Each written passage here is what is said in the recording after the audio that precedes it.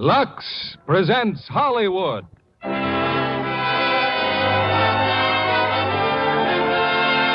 Lever Brothers Company, the makers of Lux Toilet Soap, bring you the Lux Radio Theatre, starring Ray Milland and Colleen Townsend in It Happens Every Spring.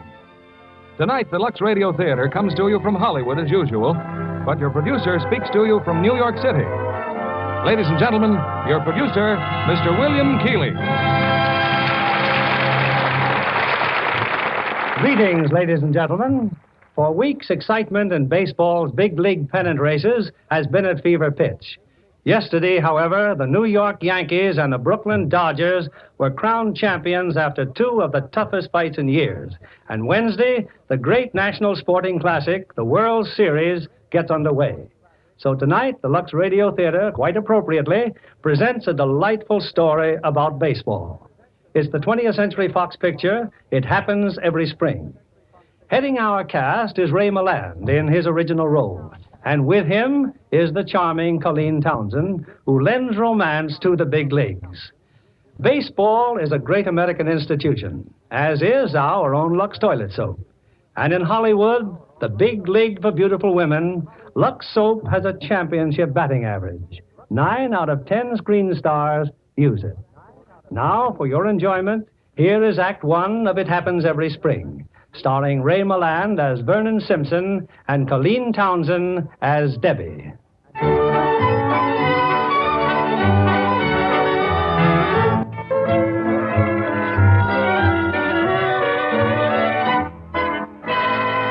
It's a fine spring afternoon, and on the campus of a Midwestern college, the daughter of the college president is walking with her favorite professor.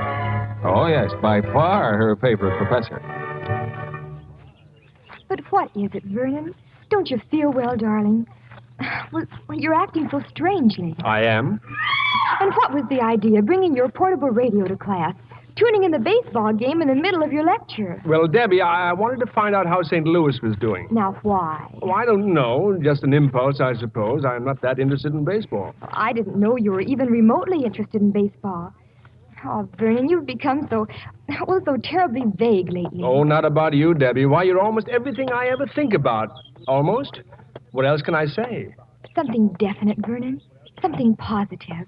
About us. Oh, but that's been out of the question. As a professor of chemistry, I make barely enough to live on. And your father, well, he's made it quite clear that for anyone in my financial situation to even discuss marriage... Vernon... And he's right. Any man who thinks of getting married on an income like mine is a menace to society. But just wait until your father finds out. Finds out what, dear? My experiment in the laboratory. Oh, Vernon. Vernon, you mean you've done it? It's finished? Just about. And I haven't told you the best part, Debbie.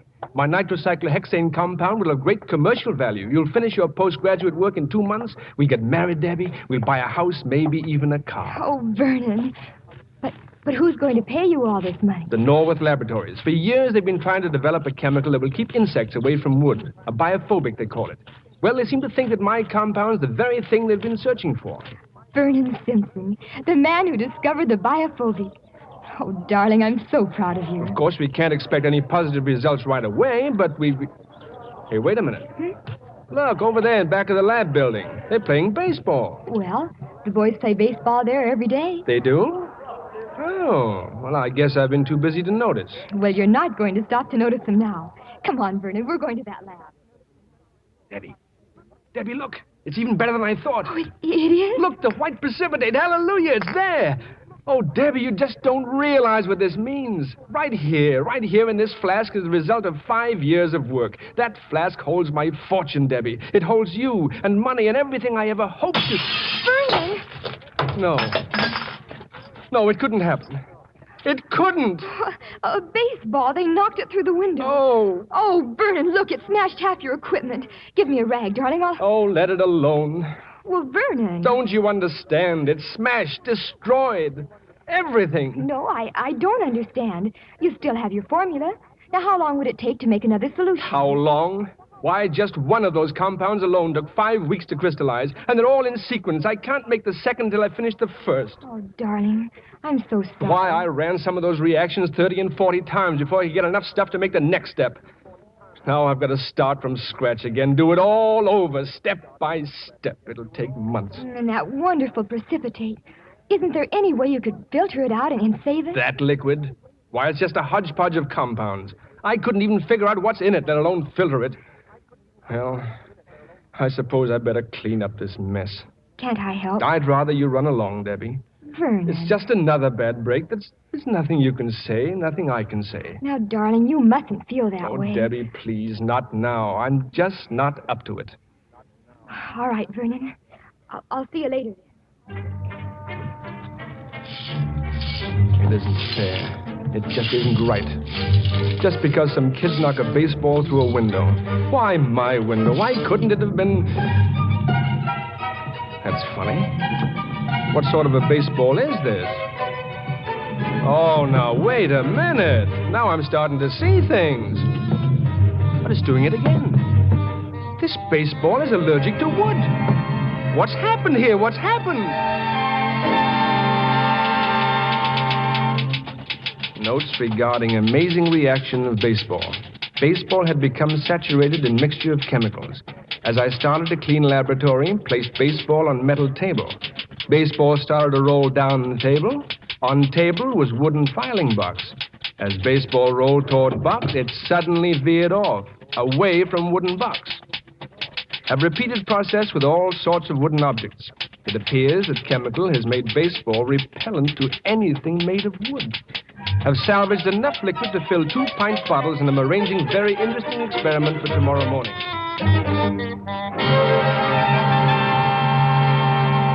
You sent for us, Professor Simpson? Oh, yes. Come in, come in.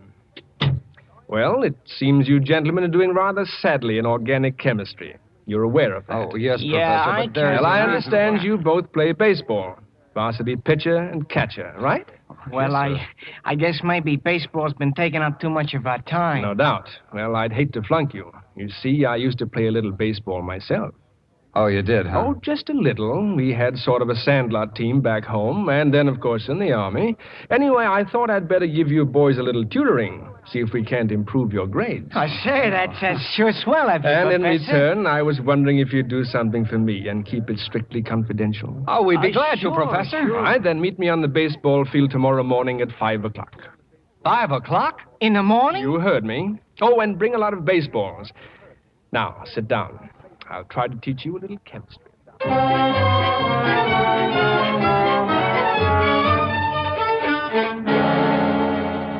Well, good morning, boys. I see you're right on time, exactly 5 o'clock. Yeah, A.M. Well, I don't want anyone to see us. Now, here's what I'd like to do. Isabel, take your bat and stand at home plate. Okay, Professor. Schmidt, put on your catcher's mask. I'll try tossing in a few, okay? Oh, sure, okay. So this is why he got us up at 5 o'clock, so we could play pitcher. But he can't really be nuts, or they wouldn't let him teach. Well, it's one way of passing chemistry. Hey, shut up now. We gotta humor him. Now, if you're ready, Isabel, and don't hesitate to hit the ball. Oh, don't worry. I'll hit it. All righty, Professor. Right down the groove. Well, here goes. Ah, that's some hit, Isabel. Nice work. Never mind, Professor. We'll get him on this next one. Feed him another curve. Right. Look at that ball go. Oh, too bad I didn't have an outfielder in my class. Why, it's over the fence. Yeah, isn't it? Are you nuts? I told you to humor him. Start striking out. Strike out nothing. Where does he get off thinking he can pitch? Come on, Professor. Let's have another one. I'll try a fast one. Don't let it bother you, Professor. You're just warming up. Then you don't mind if I try a few more? You throw him, I'll hit him. Use your bean this time. Bunt one. Okay. Give him the old whizzer, Professor. Right over the old plate. Ready, Isabel? Don't worry, I'm ready. Wow, did you see the hop on that ball? Hey, that's a regular dipsy-doodle you got there, Professor. How'd you do it? Result of a great deal of scientific research. Okay, give him another. Let's see the old pepper in there now. Right down the old groove now, Professor. Well, missed it again. Wow, that's making it hop in there, Prof, old boy. He certainly swung at it, didn't he? Hit this one, will you? Now he thinks you're faking. Who's faking? I'll try a nice slow curve, Isabel. And hit it, will you? Hit it. Well, how do you like that? Calls his pitch and strikes them out. Now, let's see, Isbell. You hit 3 consecutive pitches, and you missed 3. Statistically, therefore, I've obtained all the information possible, unless, of course, I pitched several hundred more balls. Thank you, gentlemen, and good day. Statistics yet? Hey, how do you like that gun? Proving that the test was eminently successful.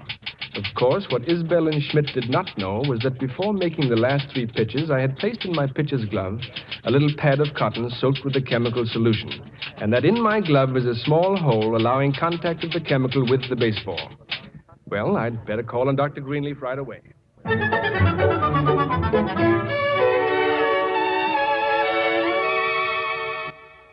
Emergency, Vernon? What emergency? I don't understand. Well, a wonderful opportunity has just presented itself, Dr. Greenleaf. It may not work out, but I'd like a leave of absence starting immediately. Leave of absence?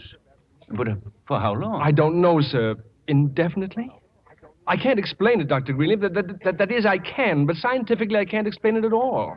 You mean it has something to do with your experiment? Yes, sir, but unless I get a chance to demonstrate it... Demonstrations, eh? Lectures of some kind? Well, no, not exactly. Well, what are you going to do? Take it to some commercial laboratory like the one you mentioned? What was it now? A Norwood laboratory, sir. Well, then, why is the time indefinite? Well, Dr. Greenleaf, if I don't leave immediately, I'm going to miss my train. All right, Vernon. Go on. Go ahead and catch your train. I'll have Dr. Fuller take over your class. Oh, thank you, sir. Oh, I guess Debbie isn't awake yet, is she? I hardly think so. Well, will you tell her I said goodbye and that she'll hear from me soon? And thanks again, Dr. Greenleaf.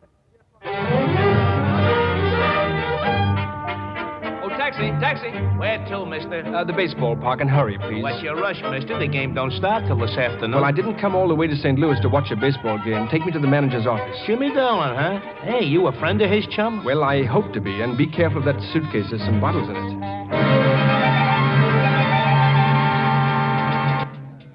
But, Mr. Dolan, as manager of the St. Louis baseball team, this can mean a great deal to you. Now, look, I'm trying to be nice, see? Number 1, I don't see anybody on days when we're playing games. Number 2, I got to get out there and watch batting practice. And number 3... I'm not asking for favors, Mr. Dolan. I'm trying to do you a favor. Then do it. Get out of my office. But you need a pitcher very badly. Why, I can win the pennant for you, and that's no idle boast. It's a simple scientific fact. I can win 30 games for you. Just 30 games? Is that all? Well, no. 30 is just the minimum, I suppose. Oh, no. You're not very screwy, are you? Don't you know there ain't more than a dozen pitchers ever won 30 games in a season? Of course I do, and I can tell you their names if you like. Never mind. Well, all I want to do is show you what can you lose. My breakfast is all. Oh. Hey, Mac, take this guy away. Yes, sir, Mr. Dolan. Don't hurt his arm, though. He thinks he's Waller Johnson. You're being very stupid, Mr. Dolan. With a chance to win the pennant right in your... Get him out of here. Come on now, pal. Be a nice guy. You're annoying Mr. Dolan. Well, if Mr. Dolan would do less shouting and more thinking, he'd probably... What's all the rumpus, Jimmy? Oh, I got another crank in here. Thinks he's a pitcher. Thinks he can win 30 games. You don't say. Where's he from? He won't tell me. You, I take it, are Mr. Stone? That's right. I appeal to your intelligence, Mr. Stone, as the owner of a baseball club. Well? I'm perfectly rational and willing to prove any claims I make. All I want is a chance to demonstrate my pitching. How do these characters get in here? I walked in, Mr. Stone, and I'm about to walk out again. And when I do, the pennant walks right out the door with me. Come on, Sonny Jim. Take your pen and trot along. Take a good look at me, Mr. Stone. All the other owners can't be pigheads. You'll see me later in the season. Just a minute. So I'm pig-headed, am I? You walk in here off the street and think you can win 30 games, and just because I don't think so, Mr. Stone. I know it. Know it? Well, I have never met such conceit in my life. I told you he's a crackpot. You talk to him, boss. I'm going out to batting practice. Batting practice, huh? I think we ought to teach this fellow a good lesson. Teach him anything you like, but let me get out of here. We're going with you, Jimmy. Let him pitch to the boys. Let him what? Young man, you're going to have your wish. And you're going to get the humiliation of your arrogant young life. Oh, before we go, there's the questions of terms, of course. Terms? Yes, terms. Mister, I gotta hand it to you. Thank you. Now, I shall want $1,000 for every game I win. Otherwise, not a penny. And when I win a game, I am to be paid promptly. I need the money. Now I've heard everything. Take him out there, Jimmy. Put the top of the batting order up. Oh, I'm really going to enjoy this. Terms. $1,000. Holy Moses.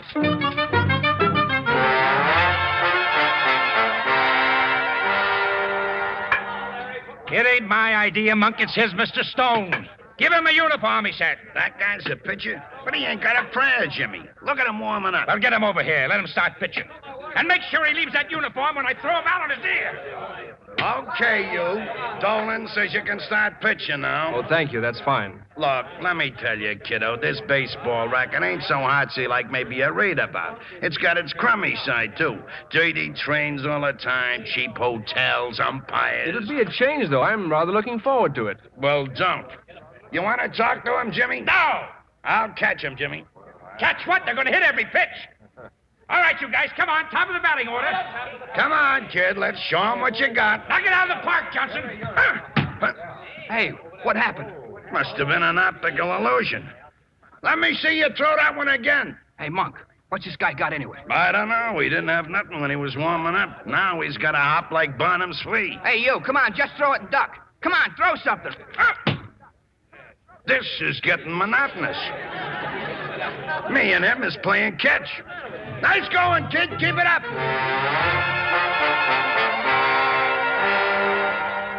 Why, this is incredible, Jimmy.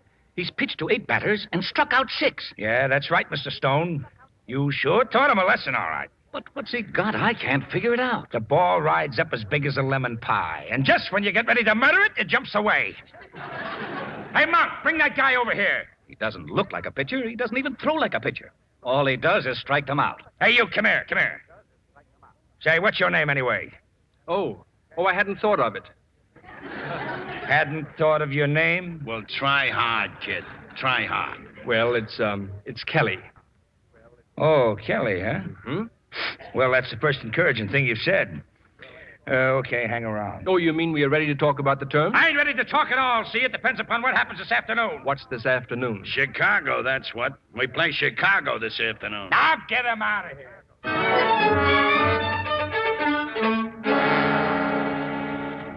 And this morning, Mr. Dolan allowed me to participate in the batting practice. I again concealed a little pad of cotton inside my glove, saturated with the formula, and had no difficulty in striking out most of the batters. I find it a source of great amazement as I watch the ball evade the bat. The players seem to have a similar reaction. But my real test will come this afternoon, if Mr. Dolan allows me to pitch against Chicago. No one, of course, has the slightest suspicion that my skill as a pitcher is due almost entirely to the chemical formula.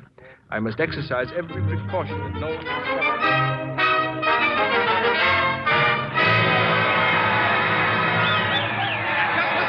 Ladies and gentlemen, after trailing St. Louis 4-7, the Chicago team has staged a 9th-inning rally and tied up the ball game. Manager Jimmy Dolan's going to put in a new pitcher. I can't tell you who he is. His name isn't even on the scorecard, but he better be good. The bases are loaded and there's nobody out. You heard me, Kelly. Get in there and pitch. Me? Yes, you. Come on, kid. Start steaming them in. I got a feeling we ain't gonna have much time. Oh, about my contract, Mr. Dolan. If I win this game, it counts for me. I expect to get paid. I don't pay you. Go talk to Stone. Now? No, there's a ball game going on. Yes, sir. Thank you, sir. Hey, you, umpire. Who's he putting in, Monk? Who's a clown? We don't need no more clowns with you around, sweetheart. Guy's name is Kelly. Attention, please. Kelly, now pitching for St. Louis. And believe Kelly, me, if there ever was now a scared-looking rookie, Kelly is it. I wonder what's in Dolan's mind, putting Kelly in a spot like this. And if you want to hear what the St. Louis fans think... Well, Kelly's taking his warm-up pitches. And now Monk Lanigan, the catcher, goes out to the mound to talk to him.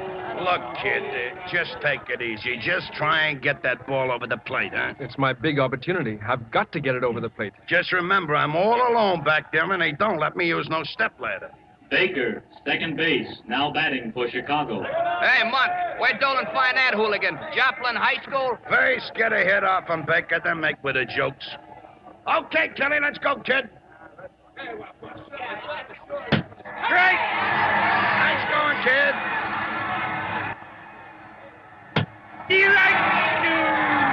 That baby, Kelly.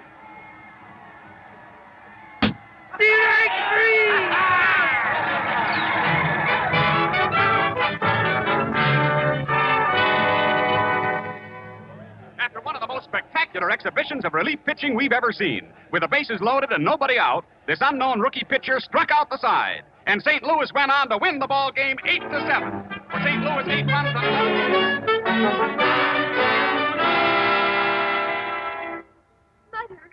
Mother, where are you? We're in here. What is it, Debbie? I've heard from him, from Vernon. And look what he sent me. An engagement ring. Vernon?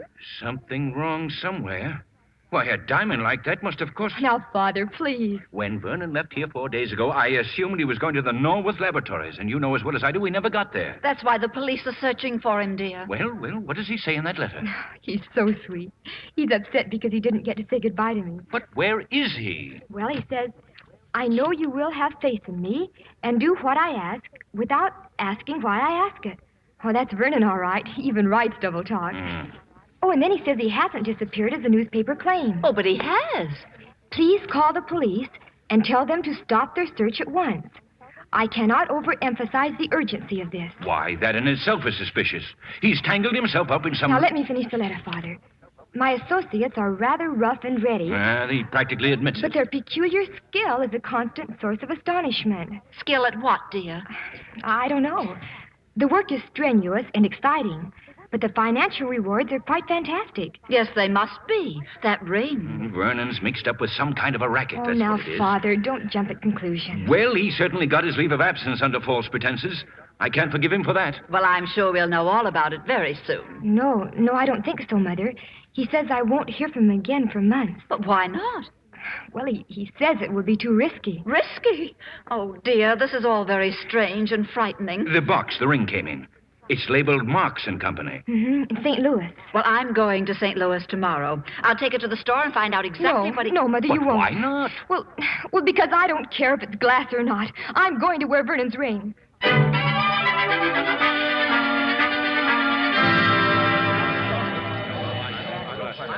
Howdy, good Kelly. Hello, Mr. Dolan. What's the matter with you guys? Don't you know the train leaves in 5 minutes? What'd you want us to do, Jimmy? Get here early and polish the engine? Some meat in the back again? No, not now, thank you. Well, me and the boys were just talking about the guy they're putting up against us in Chicago tomorrow. Walensky? You ain't scared of him, are you? Well, he's still got plenty of stuff. Last week the bums knocked them all over the lot. Just wait till tomorrow. We'll kill him. I'd sure like to knock him off. Well, come on, guys, come on. Get on the train. Now, just a minute, Mother. Now, calm down. Now, where did you say you're phoning from? Right here, dear, from the railroad station. And I tell you, I saw Vernon not 5 minutes ago. Oh, well, what did he say? Well, how could I talk to him? He was with a lot of men. Oh, very tough-looking, dear, all of them. A lot of men? Debbie, I'm afraid they're gangsters. Oh, now, Mother. But you should have heard what they said. They're going to Chicago to knock a man off, and they're going to kill him. Oh, you must be wrong, Mother. Oh, it may have looked like him, but I know it couldn't be Vernon. Well, my train's leaving, dear. I'll see you at dinner. Well, yes, Mother. Goodbye. Oh, Vernon. A gangster. Oh, it couldn't have been you, Vernon. It just couldn't.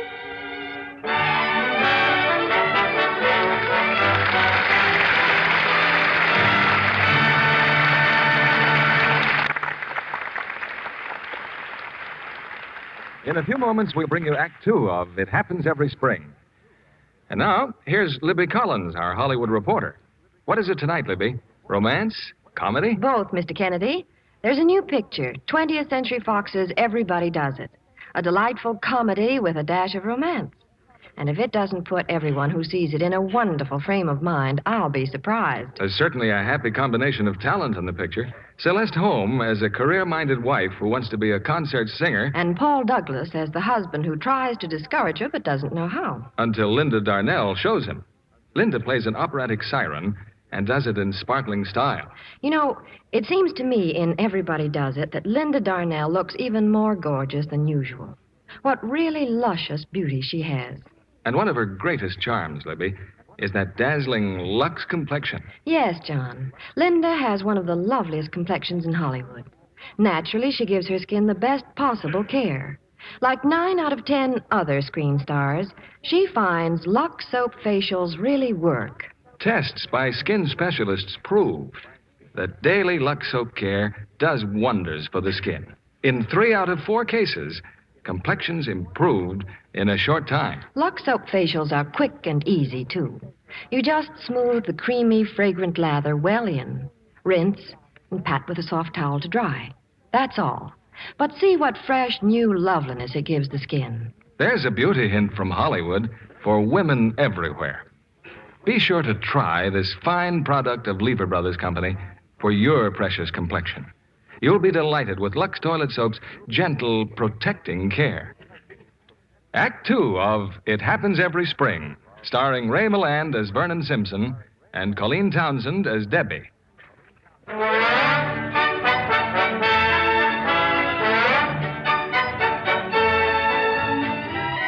Thanks to his chemical formula, Professor Vernon Simpson has become the ace pitcher of the St. Louis baseball team. In Pittsburgh, Brooklyn, Philadelphia, and Boston, under the name of Kelly, Vernon has proved himself the strikeout king of the league. Now, in New York, he finds that manager Jimmy Dolan has assigned him a roommate, Monk Lanigan, the catcher. So that's how come I'm sharing the room with you, Kelly. They kind of want me to keep an eye on you. Dolan thinks you're somewhat of a screwball or something.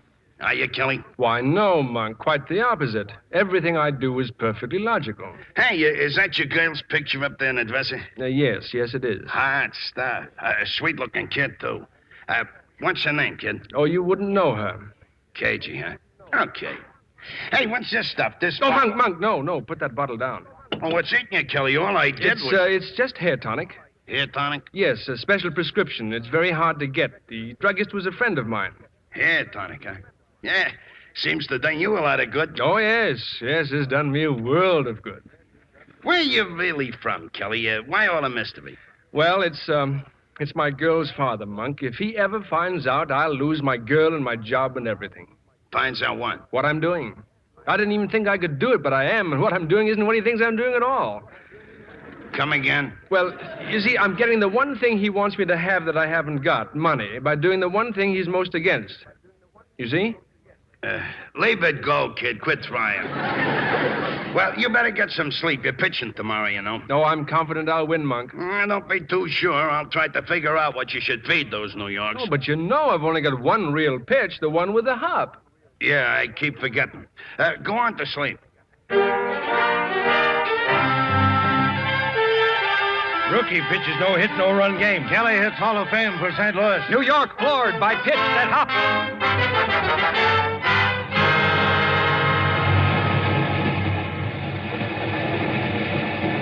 Well, kid, I was just talking to Dolan.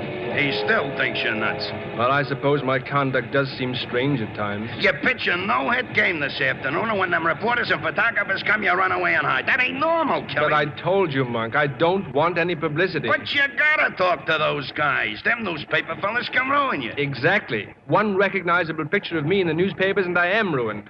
Well, I'll just see to it that I don't pitch any more no-hit games, that's all. You'll just see to it. Kelly, you mustn't talk like that. Then forget about the reporters. Well, cheer up, kid. This time tomorrow, we'll be back in St. Louis.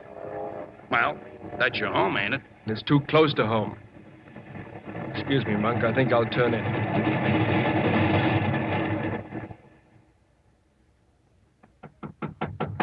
Hey, Kelly, come on, open up. And good morning to you, Mr. Dolan. Where's Kelly? He went downtown, but don't worry. He just said he had something very personal to do downtown. Well, don't let him forget he's pitching this afternoon. 3 days in our home park, and we haven't won a game. We will today. Hey, what do you think you're doing? Well, I'm getting dressed. I'm brushing my hair. Since when do you use hair tonic? This bottle? Oh, this ain't mine. It's Kelly's. Just thought I'd bother you a little. Holy Moses! Take it easy. Kelly won't care. You big ape, look at your hair there. Look in the mirror. My hair. It's standing straight up. It's vibrating. But he uses it. Kelly says he uses it all the time. Let me smell that bottle. Well, it ain't booze. That's all I was worried about. Me hair. It's still standing up, just sort of waving. Well, see that Kelly's in shape to pitch. Give his arm a good massage and make sure he takes a nap. Oh, it's you, Mr. Kelly. I didn't recognize you, sir. Dark glasses and all? Well, I came in to pay the balance on that diamond ring I bought. Here you are. Thank you, sir. Did the lady like the ring? I don't know. I hope so. Oh.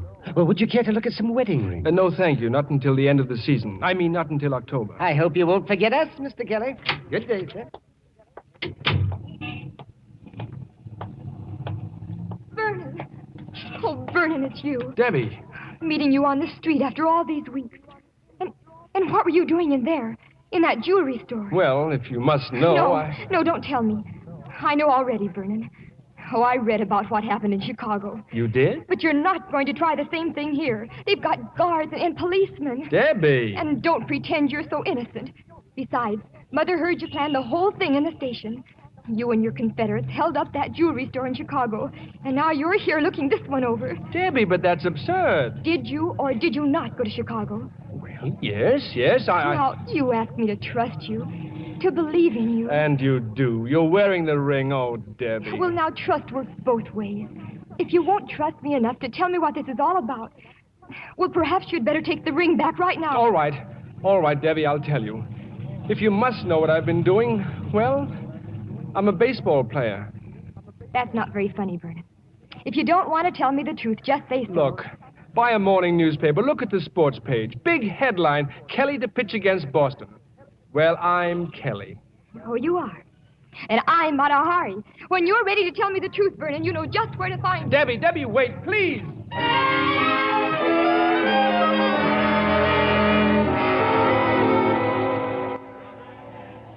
Well, I hope you like the seats, Dr. Greenleaf. Best in the ballpark, you know. That's what happens when you're with the man who owns the ball club. Well, this is fine, Mr. Stone, just fine. Do you know this is the first baseball game I've seen in years? Sit back and relax, Doctor. Enjoy yourself. I'll relax after you've agreed to give that donation to the college research fund. I'm afraid this is going to be an expensive afternoon for me. I certainly hope so, Mr. Stone. Who's pitching today? Why, the best pitcher we have, Kelly. That's Kelly warming up over there. Oh? He's good, is he? Good. He's incredible. A strange thing, Dr. Greenleaf. He doesn't act like a ball player at all. I'd like to have you meet him. Oh, Lanigan. Yeah, Mr. Stone? Tell Kelly to stop by, will you? There's someone here I'd like him to meet. Say that again, will you, Kelly? I don't think I heard you right. I said that I can't pitch today, Mr. Dolan. Why, you prima donna, that's mutiny. I'll slap the biggest, fattest fine on you in history. Well, I'd rather you wouldn't, but it won't make any difference if you do. Brooker, get out there and warm up. He won't get away with this. I'll find him. I'll suspend him. You got him wrong, Jimmy. Oh, Kelly's kind of wacky, all right, but he ain't no prima donna. Then what's he walking out of the game for? I don't know. Mr. Stone tells me some guy wants to meet him. Kelly starts walking toward the grandstand, and all of a sudden he ducks like he'd seen a ghost. Just wait till this game's over. Just wait till I get look, if you get tough with him, there's no telling what he'll do. We got along without him before, didn't we? Look, let me talk to him. Let me see what it's all about. It wasn't just a whim, Monk. I had to get off the field. I saw someone in the stands. You mean a copper or something? No. Just someone who knew me before I joined the ball club. But you gotta take that chance, kid. It's liable to happen anytime. I know, and when it does, I'll have to do exactly what I'm doing now. I'll see you at the hotel, Monk.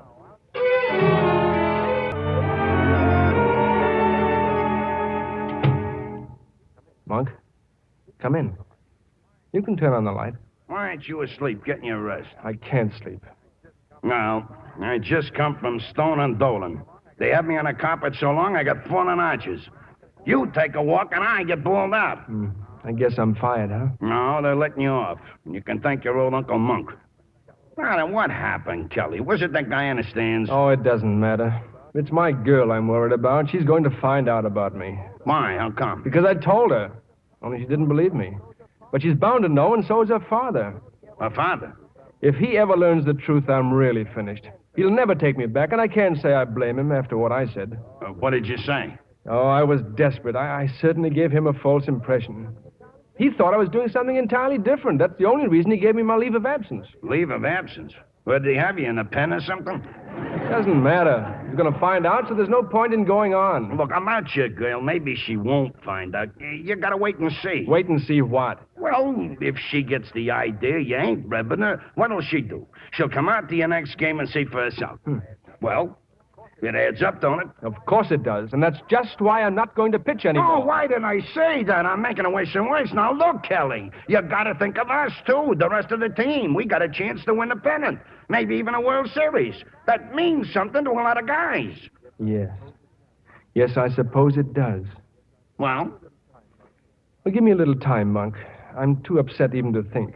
I'll try to do whatever's right.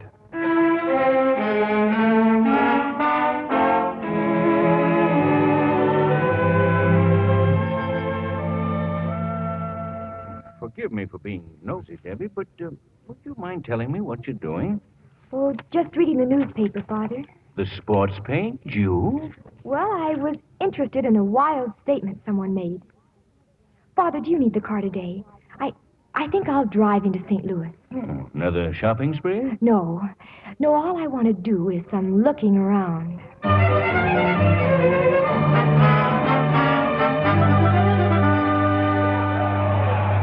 Well, Jimmy, whatever happened to Kelly the other day, he's certainly over it now. That's the 10th man he struck out. Yeah, he's doing okay, Mr. Stone. Come on, Kelly, come on, get this guy Told you it's pitching, lady. His name's Kelly. Oh, but that's Vernon. It is. I see him. Come on, Vernon, strike him out. No, lady. Kelly. I told you his name's Kelly. So did he, but I didn't believe him. Oh, Vernon, that's wonderful.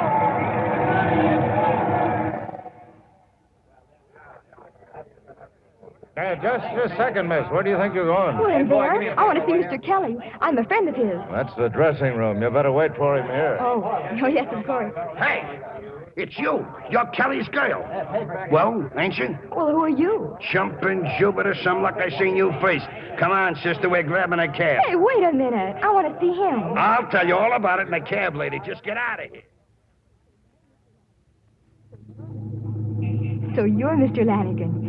Well, I'm glad to know you. You know, honey, I see you the first thing every morning and the last thing every night. You do? Yeah. Kelly's got your picture right on top of the dresser. You and his bottle of hair tonic. Hair tonic? Anyway, if Kelly knew you or anybody else was watching him, he'd walk right out of the ballpark. Why, he done it just the other day. Oh, that must have been the day my father was there. And if he blows, well, the team's dead and so is he. You don't want to hate a guy just when he's right on top. Or do you? Oh, no, of course not. Look, you want to come to the games? Okay. I'll send you passes. Only don't let Kelly see you. I'll sit way up in the farthest corner, Mr. Lanigan. And you're not sore at the guy? No, I'm not sore. But it is quite a shock to fall in love with a college professor and then have him turn out to be a big league pitcher. So that's what he is. A professor. Well, now, is that so surprising? Certainly. On account of that's exactly what I thought he was. But Vernon. Oh, maybe I shouldn't have told you that. You know something? This Kelly or Vernon is quite a character. But he sure can pick things. St. Louis takes pennant. Kelly wins 30th game of season. St. Louis to face New York in World Series. Some World Series. You ever see anybody as lucky as them New Yorks? It should have been all over with yesterday. Instead, they tie it up 3 games each. Why, right now... Hey, Kelly, ain't you listening? This bottle, Monk. It's empty. Have you been using my hair tonic? Hair tonic? Oh, yeah, I'm growing a whole new crop. Ain't you even noticed the difference? I had another bottle, but that's gone too. Monk, this is serious. Without that bottle, I'm sunk. It's just hair tonic, ain't it? Never mind. What did you do with it? Well, I give it to Jimmy Dolan. He's getting a little thin on top. Jimmy? I've got to get it. Now, right away. Well, come in. What's the idea? All the noise. Well, I'm sorry to bother you, Mr. Dolan, but I... it's you, Kelly. In here. I'm just washing up. Well, kid, how do you feel? I hope you ain't nervous like I am. I'm counting on you. Well, at the moment, I am rather nervous. You see, A few hours from now, we'll be world champs. Or New York will. Yes, that's right, Mr. Dolan. Mr. Dolan, I know this is going to sound a little Look odd. at my hair, will you? Even my hair's nervous. Keeps jumping up. Must be a lot of electricity in the air. Well, what's on your mind, Kelly? Well, it's my hair tonic. Huh? Did Monk give you a bottle of my hair tonic? Well, yeah, that's right. I just now tried a little. I was losing a few. Mike said it'd grow hair on a billiard ball. Kind of an insult. Well, you see, it's a very rare solution, Mr. Dolan, and I cannot duplicate it. Well, okay. I'll pay you for it. How no, much? No, it isn't that. It's my last bottle, and I need it. You need it. With that mop? Who do you think you're playing for, the House of David? Well, it's just a little idiosyncrasy of mine, and sort of a superstition, and especially today, you Well, know. I've heard of everything from a rabbit's foot to an elk's tooth. But hair tonic, that's a new one. Please, Mr. Dolan, have you got it? Sure, I got it. Oh. Right here in the medicine cabinet. Oh, no. No.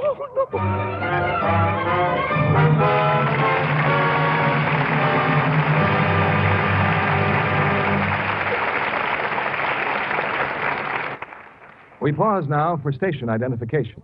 This is CBS, the Columbia Broadcasting System.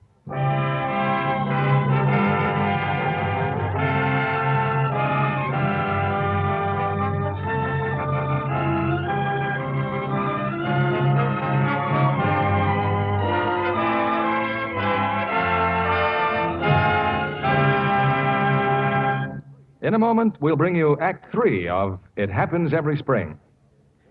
Our guest tonight is blonde, blue-eyed, and 22. At that tender age, Miss Jean Ruth is a veteran of more than one stage hit and has appeared in several pictures. I take it you like Hollywood, Jean? Very much, Mr. Kennedy. And it was such fun to be on the Paramount lot when they were shooting the Hal Wallace production of My Friend Irma. All of us were weak from laughing when they'd finished. I can understand why. Our neighbor on the radio is equally entertaining on the screen. The picture, My Friend Irma, is based on that popular Lever Brothers Company radio program, which follows immediately after the Lux Radio Theatre. Marie Wilson, of course, plays Irma. Well, who else? Having created her on the air, Marie just had to do the movie. And John Lund, with his flair for comedy, is perfect as Al. And fans will love that brand new laugh team, Martin and Lewis. And Diana Lynn is Jane, Irma's long-suffering girlfriend. She's Jane to a T, Mr. Kennedy. I used to love to visit Diana on the set, and she's a darling. We talked about everything under the sun, including the best way to keep your skin nice for camera close-ups. Oh, of course, you know Diana's a Lux girl, Mr. Kennedy. One of the loveliest. The real American beauty type. So fresh and natural looking. Yes, and her complexion is really beautiful. Diana told me she wouldn't dream of neglecting her Lux soap facials. She says that creamy lather gives her skin just the care it needs. Yes, Lux soap care is so gentle.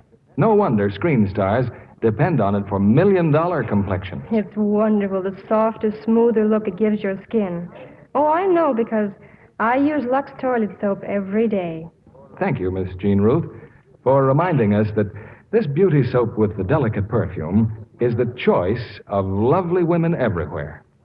So, if you haven't tried it, get a supply of fragrant white Lux toilet soap tomorrow.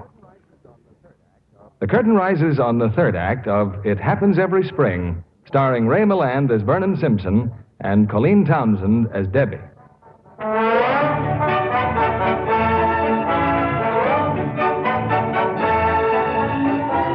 Well, the World Series is tied 3-3, and the issue will be decided this afternoon when Vernon Simpson, the year's most sensational pitcher, faces New York. Unfortunately, all Vernon's skill was contained in a little bottle marked hair tonic. But the bottle just smashed in Jimmy Dolan's wash basin, and Vernon's career as a pitcher has gurgled down the drain. Miles away from St. Louis, in the Greenleaf home, Debbie's in something of a spot. You've been going around here like the cat who just swallowed the canary. You're a grown girl, Debbie, and you're quite entitled to live your own life. It's just that Father and I, These trips you've been making. Well, Debbie, where have you been going? To St. Louis. Why? To see Vernon, Father. Vernon? Well, what has he got to say for himself? Well, I don't know. I haven't talked to him. That is, not for some time. Oh, Debbie, you're being very difficult. Well, all right, I'll tell you. Now, Father, you're going to get terribly angry, but, well, I guess you'll both have to find out sooner or later. Here, look at this. Well? Read it, Mother, the headline. Dolan gambles on Kelly to Cup World Series. Mixed up in gambling, huh? Who's Dolan? Who's Kelly? Well, you should know who Kelly is, Father. Oh, yes. The pitcher, Mr. Stone, wanted me to meet that time. Well, Kelly's more than a pitcher, Father. He's Vernon. What? Vernon? Vernon Simpson? Now, don't get excited, Father. Oh, no, it's impossible. Well, Alfred, don't you have anything to say? I think it's outrageous that he never pitched here for the varsity. Oh, Father. Father, then you don't mind. Well, of course I mind. He lied to me, didn't he? Left his classes here, left his laboratory to play baseball. What are you going to do, Alfred? Do? I'm going into St. Louis and see that ball game. Oh, they're all sold out, dear. But it just happens that a friend of mine, a Mr. Monk Lanigan, has given me some tickets. So here we are, ladies and gentlemen, top of the 8th inning in this deciding game of a neck-and-neck World Series. The score remains 6-6, but something has happened to Kelly. He's definitely not himself today. He's been in trouble constantly, but those St. Louis hitters have come back strong to save him. Well, he's towing the rubber now. Hopkins at the plate, Marconi on second. Here comes the pitch. It's a hit. It's a clean single right through shortstop. Marconi scores, and Hopkins is safe on first. And listen to that crowd. Bernie's doing fine, isn't he, dear? Why, he threw the ball and made it hit the bat. Oh, no, Mother, no. No, he's not doing fine at all. Oh, I can't understand it. What's happening? New York leads now 7-6. There are 2 outs, but Kelly's in real trouble again. And there goes Monk Lanigan out to the mound. How about it, kid? Where's the old hop? I haven't got it anymore, Monk. It's gone. You see this little pad in my glove? Huh? What about the little pad? Dry as a bone, not a drop left. I'm just a sandlot pitcher again. What are you talking about? Are you feeling all right? I feel awful. Look, steady down, kid. So they hit a few. There's 7 men behind you. They can handle it. They're a great ball club. They better be. Come on, play ball. And again, it's a strike as Wilson lets a fastball get by him. I don't know what Monk Lanigan told Kelly, but Kelly's pitched 2 successive strikes now. And here comes the next one. And he struck him out. Wilson goes down swinging, and the side's retired. But it's another run for New York, and they're out in front 7-6.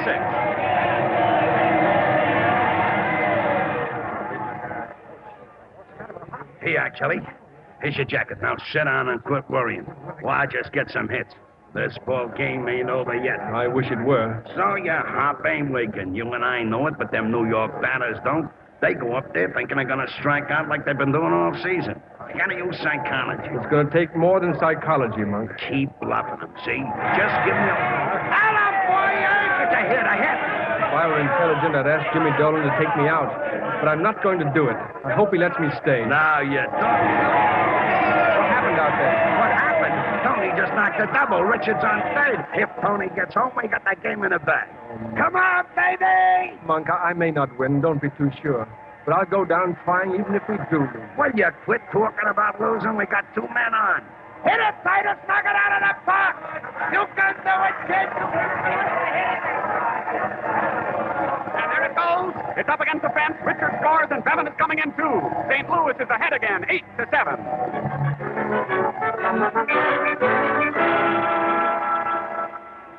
With a long fly to center field that retires the side. But St. Louis had a big inning. Those 2 runs can settle this World Series. Jimmy Dolan's boys have just 3 more men to retire, and they won themselves the highest honors in baseball. And looking down to the St. Louis dugout, it appears that manager Dolan is going to let Kelly stay in the game. Come on. Let's get out there. It's your game, Kelly. Win or lose. Thanks, Mr. Dolan. All you got to do is hold him, kid. Good luck. Monk, wait a minute. Huh? Take off your cap.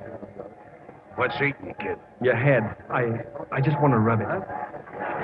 You wanna rub my head? Well, maybe there's still a little left on it. Oh, Kelly, don't go wacky now. Not now, please. It's all right, Monk. It's just for luck. You mean to say that St. Louis is ahead again? Oh, yes, Mother, yes. 8-7. Oh! Now if Vernon can only contain them. Retire the side, Vernon! Retire the side! Down the shortstop, but Hobson's got it, and he whips to first. He's out. Davis is out. If Kelly can get 2 more men, the ball game is over. But that's an awful big if right now as Aaron walks up to the plate. He's had 2 hits already. Kelly's rubbing up the ball now, kneading into his glove as he usually does. He gets a signal from Lanigan, goes into the stretch, and here it comes. And there it goes. It's a hit. A line drive right down the foul line that Richards reached for but couldn't get. Aaron's not stopping at first. He's trying for 2. There's the slide, and he's safe. He's in there with a double. Red Duffy's at bat now with Aaron on second. Aaron's a potential tying run. Out on the mound, Kelly's wiping his forehead. He throws the rubber now. Looks at the runner on second. Makes the pitch. And there it goes, and it's a long one. Hanford is running for it. So is Dixon. It's far out in right field, and it may. No, Hanford got it.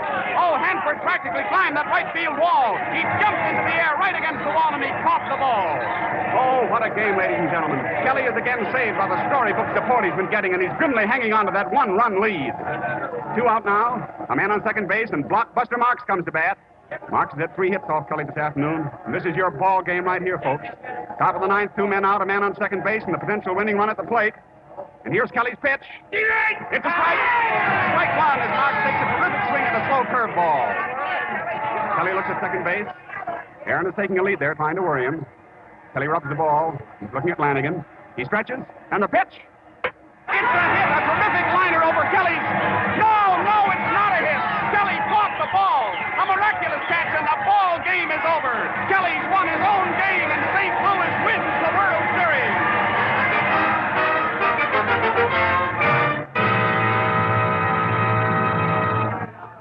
Hey, Kelly, how come you ain't with the boys? Go on in the dressing room. I just broke out with the beer. In a minute, Mr. Dolan. So you're the guy I called a crackpot. Oh, I want to shake hands with you, Kelly. Thanks, Jimmy, thanks. Oh. Hey, what is this? Let me look at that hand. How's it feel?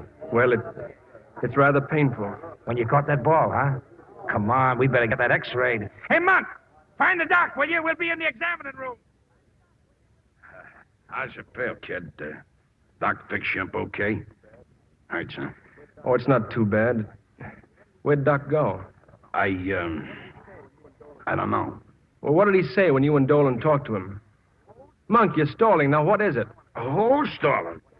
Listen, I want to tell you something. I've been playing baseball since Hector was a pup.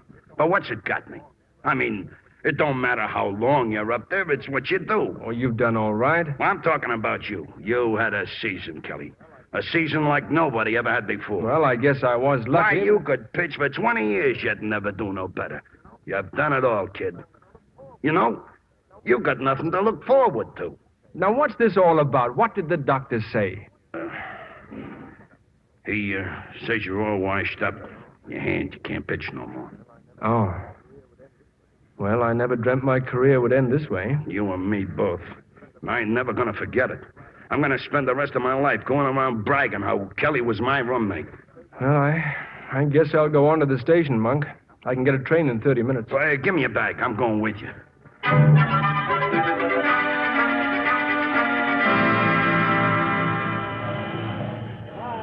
Now, look, you leave me here for you, see? You write me a letter. Oh, sure. I'll write. What do you figure you're gonna do, kid? I don't know. I'd like to get my old job back at the college, but I don't think there's much chance of that. Right. No, not after the way I left and what I've been doing since. Well, jumping Jupiter, you ain't murdered nobody or nothing. All you done was play ball. And I only did it to get enough money to marry my girl, but even so, I haven't much hope. But you ought to know that. I don't get it. It don't make no sense to me. Well, a lot of things don't make sense, Monk. I was a chemistry teacher. I can tell you that now. And the sum of money I received for teaching science to the youth of this state for an entire year was a little less than I got this afternoon, tossing a 5-ounce sphere past a young man holding a wooden stick. But that ain't right. If it weren't for professors teaching kids, everybody'd turn out to be dumb clucks like me. Oh! You're doing all right. I hope you keep on. Thanks, Kelly. Well, I guess I better be moving. How's the hand feel now? Oh, it's fine. Monk, you know, I never had many friends, but you've been a real one. You've done a lot for me, and I just want to say that I just don't know how to say what I want to say. Me neither, so don't leave us try. Well, I'll get in touch with you, Monk, as soon as things are straightened out. So long, kid. So long. She gave me her phone number. I know she did. Yeah, it's right here. Debbie Greenleaf, Westlake 8813. I hope she's back home by now. She's got to be home.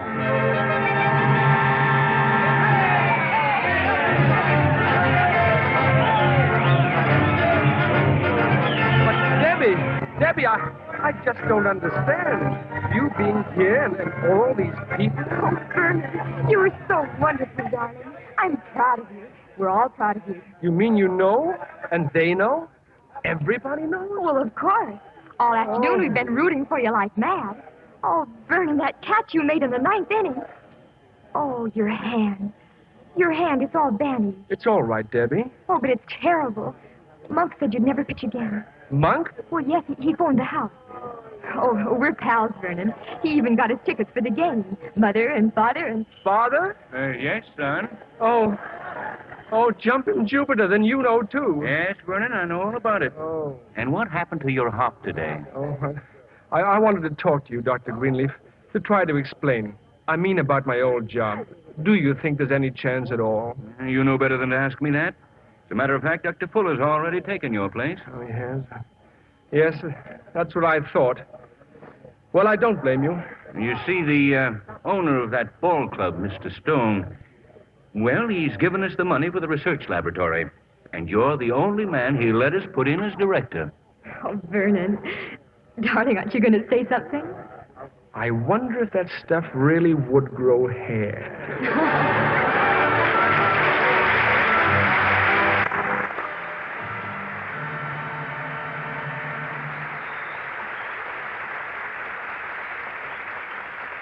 The stands are still cheering the performances of tonight's stars, and here are Ray Milland and Colleen Townsend for a curtain call.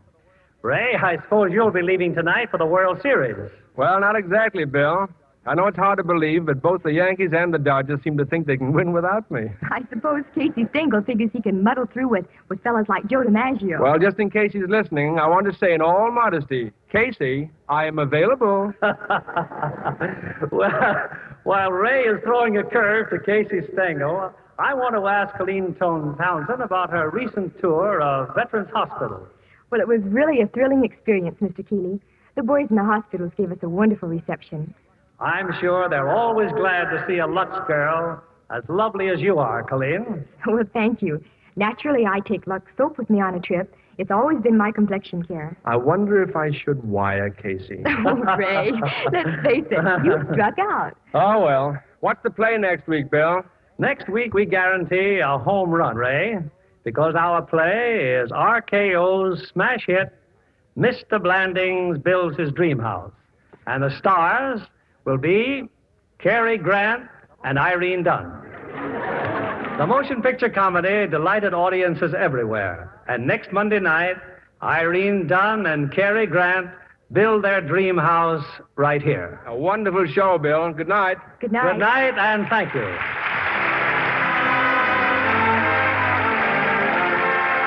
Lever Brothers Company, the makers of Lux Toilet Soap, join me in inviting you to be with us again next Monday evening when the Lux Radio Theatre presents Irene Dunn and Cary Grant in Mr. Blandings Builds His Dream House.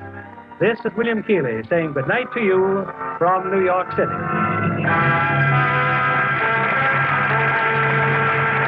Ray Milland appeared through the courtesy of Paramount Pictures, producers of Song of Surrender, starring Wanda Hendricks and MacDonald Carey. Colleen Townsend appeared through the courtesy of 20th Century Fox, producers of Prince of Foxes, starring Tyrone Power. Heard in tonight's cast were Ted DeCorsia as Monk, Wally Mayer as Dolan, Ed Begley as Stone, and Bill Johnstone as Greenleaf.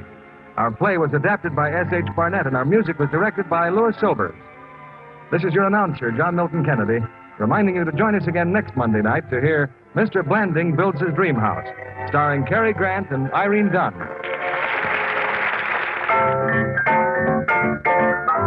Spry is a new Spry, a better than ever Spry. You'll be a better cook when you use Spry. Spry in your baking pan, Spry in your frying pan. You'll be a better cook when you use Spry. Now get better pies than ever with new Better Than Ever Spry. Any filling tastes super delicious in a tender, flaky pie crust made with new Spry. Why? Because pure new Spry is blander, creamier, a sure, supremely delicate nut-sweet pastry. Tomorrow, get a thrifty 3-pound can of new Better Than Ever Spry. Another fine product of Lever Brothers Company. You'll be a better cook when you use Spry. Be sure to listen next Monday night to the Lux Radio Theatre presentation of Mr. Blanding Builds His Dream House, starring Irene Dunn and Cary Grant. Stay tuned for My Friend Irma, which follows over these same stations. This is CBS, the Columbia Broadcasting System.